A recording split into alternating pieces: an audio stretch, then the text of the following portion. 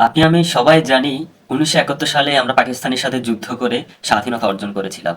কিন্তু এটা কি জানি স্বাধীনতার বহু বছর আমরা বাংলাদেশের সাথে আবার ভারতের সাথে একটা যুদ্ধ সংঘটিত হয়। যে যুদ্ধে ভারতের ১৬৫ প্লাস বিএসএফ নিহত হয় এবং অপরদিকে বাংলাদেশের ৩ জন বিজিবি নিহত হয়। এটা কোন যুদ্ধ হতে পারে? এবং কত সালে সংঘটিত হয়েছিল? তাহলে আসুন আমরা জেনে নিই।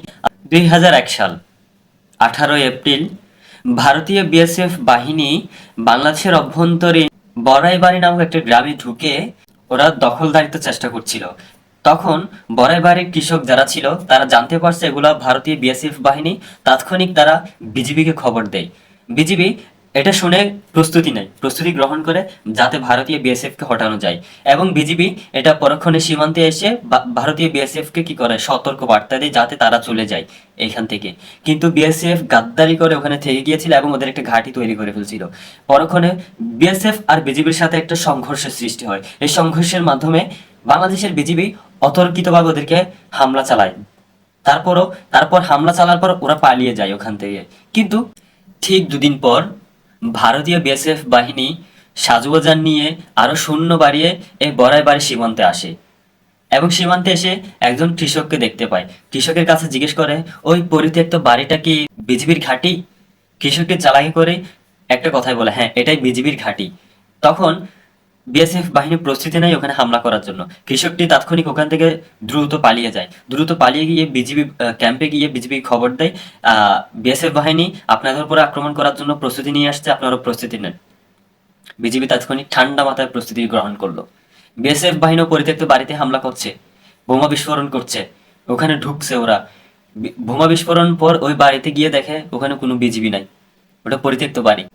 ততক্ষণে বাংলাদেশ বিজিবিরা ছড়ায় ছিটিয়ে গিয়ে কিন্তু ঘাঁটি তৈরি করে ফেলছে হামলা করার জন্য।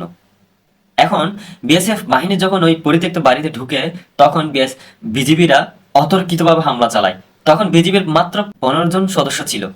এই ১৫ জন সদস্য ৪০০ জন সদস্যের সাথে একসাথে লড়াই করেছে। ১৬৫ প্লাস ভারতীয় বিএসএফ বাহিনী নিহত হয়েছিল। ২০০১ সালের ঘটনা এগুলা। ১৬৫ প্লাস ভারতীয় বিএসএফ বাহিনী নিহত হয়েছিল বাংলাদেশের ১৫ জন সৈন্যের হাতে। এটাও সত্য, বাংলাদেশের ৩ জন সৈন্য মারা গিয়েছে। ভারত কিন্তু এগুলো ভুলে গিয়েছে। ভারত, তোমরা এগুলো ভুলে গেছো। তোমরা মনে করছো তোমাদের রাষ্ট্র অনেক বড় রাষ্ট্র, তোমাদের অনেক সৈন্য, অনেক সাজোয়াজান। এই ছোট্ট দেশকে ঘিরে ফেলতে তোমাদের সময়টুকু লাগবে না। কিন্তু বাবু, তোমরা ২০০১ সালের ঘটনাটা মনে করে দেখো, ১৯৭১ সালের ঘটনা মনে করে দেখো, ১৯৬৯-এর ঘটনা মনে করে দেখো। আমরা কিন্তু দমিয়ে যাওয়া নই। আমরা ছোট্ট দেশ হতে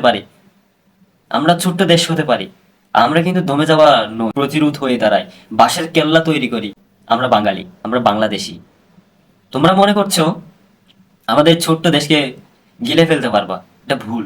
তোমরা ভুল পথে আছো। এখন তোমরা যেটা করছো এটা এখন আর সহ্য হবে না। গত ১৫ বছর তোমরা যা করেছো অত্যাচার, তা মাথা পেতে নিতে হয়েছিল একমাত্র আমাদের স্বৈরাচার হাসিনার কারণে। এখন আর এই সুযোগ নেই। গত ১৫ বছর আমাদের সীমান্ত রক্ষীরা খুব বিড়ালের মতো ছিল, শুধু একমাত্র স্বৈরাচার হাসিনার জন্য। এখন আর নেই। সীমান্তে গিয়ে দেখো আমাদের বিজিবি এখন দ্বিগুণ স্ট্রং হয়েছে। এখন দ্বিগুণ স্ট্রং, তোমাদের সাথে যুদ্ধেও লাগতে পারে। তৈরি থেকো। এই ছোট্ট দেশ তোমাদের এই ভারতকে শাসিত করবে, সেভেন সিস্টার শাসিত করবে। একটা সময় আসবে, এটা মাথায় রাখবা তোমরা। বাই।